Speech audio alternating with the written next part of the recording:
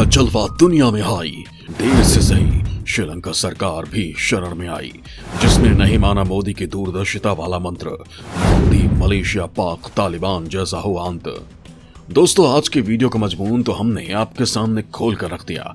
आज का टॉपिक ही यही है कि दुनिया को वसुधैव कुटुंबकम का पाठ पढ़ाने वाले हिंदुस्तान के लिए जिस भी मुल्क ने गड्ढा खोदा, अल्टीमेटली वो ही उसमें औंधे मुंह गिरा है, यानी बाद में उस मुल्क को ही इसका खामियाजा भुगतना पड़ा है। इसका सबसे ताजा तरीन उदाहरण श्रीलंका है, जो दिवालिया होने के कगार पर है। आलम यह है कि श्रीलंका की सरकार ने चीन के बहकावे में आकर हिंदुस्तान के साथ प्रस्तावित कई विकास परियोजनाओं को ड्रैगन की झोली में डाल दिया था, जिसमें कोलंबो पोर्ट सबसे ताजा तरीन नाम था, जिससे पहले भारत, जापान और श्रीलंका मिलकर बनाने वाला था। लेकिन चीन के झांसे में आकर श्रीलंका ने अपने आगे सजी सजाई थाली को ठोकर मार दी।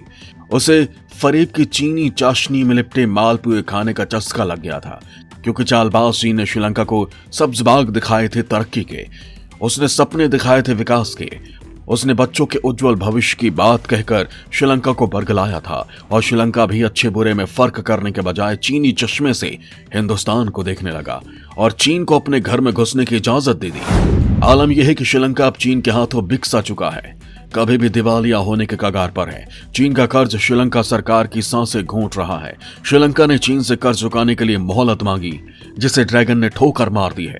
लुटा पिटा और दिवालिया होने के कगार पर पहुंचा श्रीलंका अब भारत की शरण में है, उसी भारत की शरण में जिसे श्रीलंका के राष्ट्रपति जी भर का कोसा करते थे। कैसे बदल चुके हैं अब श्रीलंका का सर, श्रीलंका में कैसे हो रही है भारत की जय जयकार, और कैसे दिख रहे हैं श्रीलंका के बदले बदले से सरकार, आपको इस वीडियो में इसकी तफसील से जानकारी देंगे। साथ ही साथ ये भी बताएंगे कि आखिर क्या है किसी देश का दिवालिया होना और क्यों श्रीलंका इतनी खस्ता हालत में पहुंच गया, जबकि वो पिछले करीब एक दशक से जिनपिंग के साथ प्यार के पींगे मार रहा था। तो दोस्तों, ये तो आप जानते ही हैं कि हिंदुस्तान के प्रधानमंत्री नरेंद्र मोदी की दूरदर्शिता का लोहा तो पूरी दुनिया ही मानती है। मोदी के लिए तो यहां तक कहा जाता है कि अगर मोदी है तो सब कुछ मुमकिन है। दोस्तों, ये बातें हवा हवाई नहीं है। जो लोग इससे इत्तेफाक नहीं रखते वो जरा अतीत के पन्नों की सैर कर लें, जहां पर ऐसे सैकड़ों उदाहरण बिखरे पड़े हैं जब मोदी की अगुवाई का दुनिया ने लोहा माना है और सांप सपेरों के मुल्कों के मुखिया चाय वाले मोदी की तारीफों में माउंट एवरेस्ट बना दिए हैं। लेकिन जिसने भी मोदी की रहनुमाई से रंजिश की, उसने इसका अंजाम भी भुगता है। फिर चाहे मालदीव की बात हो, चाहे मलेशिया की, चाहे नेपाल या पाकिस्तान की बात हो, या अफगानिस्तान या श्रीलंका की, जिस जिस देश ने भारत के दोस्ती के हाथ पर थूकने की गलती की, उसे बहुत जल्द इसका एहसास वक्त ने करा दिया। दुनिया के सबसे बड़े लोकतंत्र भारत और दुनिया के सबसे नए लोकतंत्रों में से एक मालदीव के बीच संबंध पटरी पर होते हुए भी बेपटरी होने के कगार पर पहुंच गए। सिर्फ मालदीव की अदूरदर्शिता के कारण 1000 से ज्यादा द्वीपों वाले मालदीव में विपक्ष समर्थित इंडिया आउट कैंपेन जोरों पर है। ज्यादातर सुन्नी आबादी वाले मालदीव में हिंदुस्तानी अल्पसंख्यकों की खबरों का बड़ा असर होता है। उसी मालदीव की मौजूदा सरकार में भारत के खिलाफ प्रदर्शन हो रहे हैं। चीन परस्ती में मालदीव में भारतीय सैनिकों के खिलाफ पोस्टर वॉर छेड़ दिया गया है, जबकि इस मालदीव की मदद भारत 1988 से करता आया है। भारत के तत्कालीन प्रधानमंत्री राजीव गांधी ने सेना भेजकर मौमून अब्दुल गयूम की सरकार को बचाया था। भारत को दरकिनार करके चीन की गोद में बैठने वाले मालदीव को इसका खामियाजा भी 2020 में भुगतना पड़ा, जब चीन ने कोरोना काल में उसे अपना कर्ज चुकाने का अल्टीमेटम दिया। मालदीव को चीन के चंगुल में आकर बिक जाने से बचाने के लिए उसी भारत ने, जिसके खिलाफ मालदीव में प्रदर्शन होते हैं, वहां की सत्ताधारी पार्टी उसकी जगह चीन को तरजीह देती है। $25 करोड़ यानी 1840 करोड़ रुपए देकर उसकी मदद की, वरना मालदीव कब का चीन की छावनी बन चुका होता। इससे पहले कोविड महामारी से बचाव के लिए मार्च में विशेषज्ञ डॉक्टर्स का दल भेजा। अप्रैल 2021 में 5.5 टन जरूरी दवाएं भारत ने माले भेजी थी। इसके साथ ही 6.2 टन दवाएं फिर भेजी गई। मई में खाद्यान्न संकट से निपटने के लिए 580 टन खाद्य सामग्री भेजी। महामारी के इलाज में काम आने वाली दवाएं निर्यात पर लगी रोक को हटाकर मालदीव भेजी। इतना ही नहीं, महामारी से निपटने के लिए भारत ने शॉर्ट टर्म के लिए डॉक्टर्स और नर्सों की भर्ती कर उन्हें मालदीव में तैनात किया है। नजदीक के पड़ोसी होने के नाते मालदीव को जरूरी चीजों की आपूर्ति भारत से ही होती है। मालदीव के लोग इलाज के लिए भी भारत आते हैं। भारत के साथ मालदीव के कारोबारी संबंध भी हैं। दोस्तों, यही हाल म्यांमार, पाकिस्तान और मलेशिया के साथ ही तालिबान शासन वाले अफगानिस्तान का भी है। इन सभी मुल्कों ने भारत को दरकिनार करके चीन को तरजीह दी, जिसका खामियाजा ये मुल्क चीन का कर्जदार बनकर भुगत रहे हैं और इस कर्ज से उबरने की अभी कोई सूरत भी नहीं दिखाई देती। 2018 में म्यांमार ने चीन के हाथों बन रहे कई अरब वाले लागत से बन रहे बंदरगाह प्रोजेक्ट की समीक्षा की, जिसमें पता चला कि इसकी प्रपोज्ड लागत और एक्चुअल लागत में जमीन आसमान का फर्क है। चीन की इस चालबाजी के खुलासे के बाद इस परियोजना की कीमत मूल लागत की 3/4 हो गई। यानी जिस चीनी ड्रैगन को मालदीव अपना यार मान रहा था, वही उसे लूटने को आमादा था। यही हाल चीन के पिट्ठू पाकिस्तान और चीन के नए उपनिवेश बनते जा रहे अफगानिस्तान का भी है। कोरोना काल में जब अफगानिस्तान तालिबानी आतंकियों के चंगुल में फंसकर दाने दाने को मोहताज हो गया था, तो उसी तालिबान को भारत ने 50,000 मीट्रिक टन गेहूं और जीवन रक्षक दवाओं की खेप भेजी थी। पिछले एक दशक में अफगानिस्तान को 10 लाख मीट्रिक टन से ज्यादा का गेहूं दिया था, वरना तालिबान के साथ ही अफगान लोग भी भूखमरी के कगार पर थे।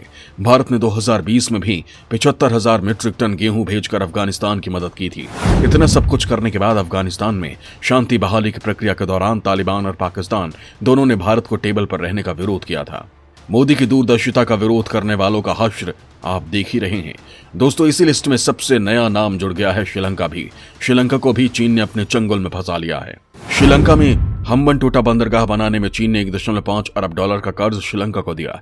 इस बंदरगाह को आर्थिक तौर पर चलाए रखना मुश्किल हो गया।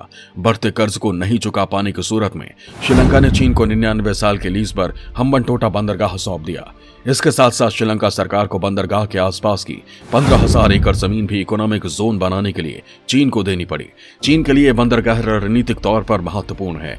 चीन के प्रतिद्वंदी भारत के दक्षिणी तट से भी ये कुछ 100 किलोमीटर ही दूर है। श्रीलंका पर चीन का लगभग 37,000 करोड़ रुपए का कर्ज चढ़ गया है, जो उसे इसी साल चुकाना है। श्रीलंका के लिए परेशानी की बात यह है कि वर्तमान में उसके पास लगभग 11,000 करोड़ रुपए का ही विदेशी मुद्रा भंडार है। श्रीलंका पर कुल 54,000 करोड़ रुपए का कर्ज है। इसे देखते हुए श्रीलंका पर चीन का कर्ज उसके कुल कर्ज का लगभग 68% है। हालात यह है कि श्रीलंका में खाद्य महंगाई दर इस समय 22% से अधिक हो गई है। आर्थिक आपातकाल की स्थिति की घोषणा के बीच श्रीलंका में सेना की निगरानी में जनता को राशन बांटना पड़ रहा है। लोगों के पास खाने की चीजें खरीदने के लिए पैसे नहीं रह गए हैं। दुकान वाले 1 किलो दूध पाउडर को 100-100 ग्राम के पैकेट में बांट कर बेच रहे हैं, क्योंकि लोग 1 किलो का पैकेट खरीद नहीं पा रहे हैं।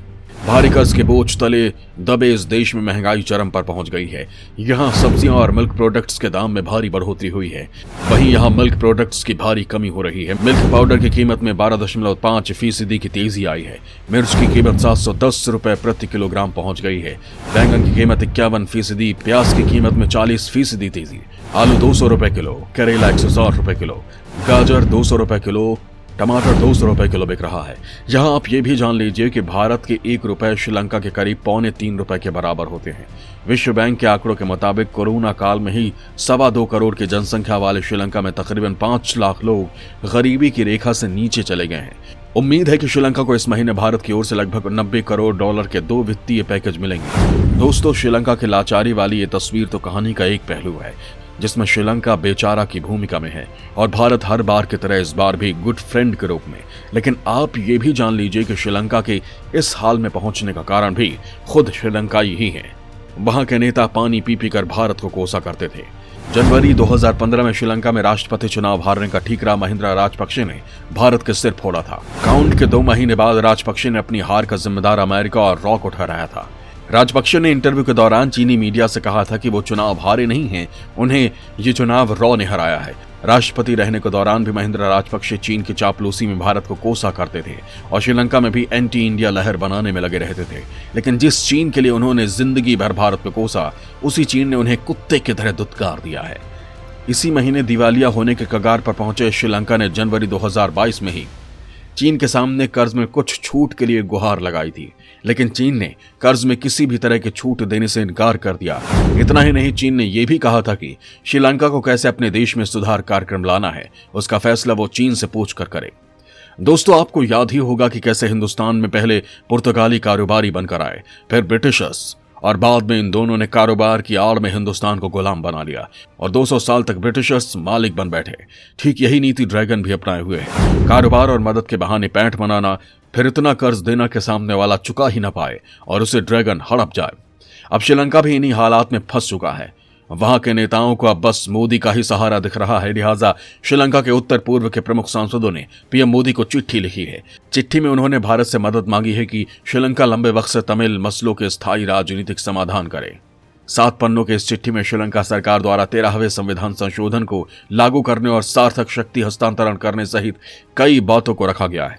चिट्ठी में 2015 में श्रीलंकाई संसद में पीएम मोदी का संबोधन भी शामिल है, जब उन्होंने सहकारी संघवाद में अपने अटूट विश्वास की बात की थी। पीएम को लिखित चिट्ठी में 13वें संशोधन को लेकर तमिल राजनीति की सीमाओं के बारे में भी बात की गई है। भारत ने हमेशा से अपने पड़ोसियों के साथ अच्छे रिश्तों की हिमायत की है, लेकिन चीन के बहकावे में आकर पड़ोसी मुल्कों ने जब जब कदम उठाए हैं उन्हें मुंह की खानी पड़ी है। श्रीलंका को आटे दाल का भाव पता चल गया है। लिहाजा भारत ने सच्चे मित्र का फर्ज फिर से निभाया है और मदद मांगने पर श्रीलंका को निराश नहीं किया। लिहाजा श्रीलंका के अखबार भारत की दरिया दिली से पटे पड़े हैं। चारों ओर भारत और पीएम मोदी का डंका फिर से बज रहा है। दोस्तों, आपको हमारी टीम की रिसर्च कैसे लगी हमें कमेंट बॉक्स में जाकर जरूर बताएं। साथ ही आपका जो भी संदेश हो जिसे आप सरकार तक पहुंचाना चाहते हो तो उसे हमारे जरिए सरकार तक लिख कर पहुंचाएं।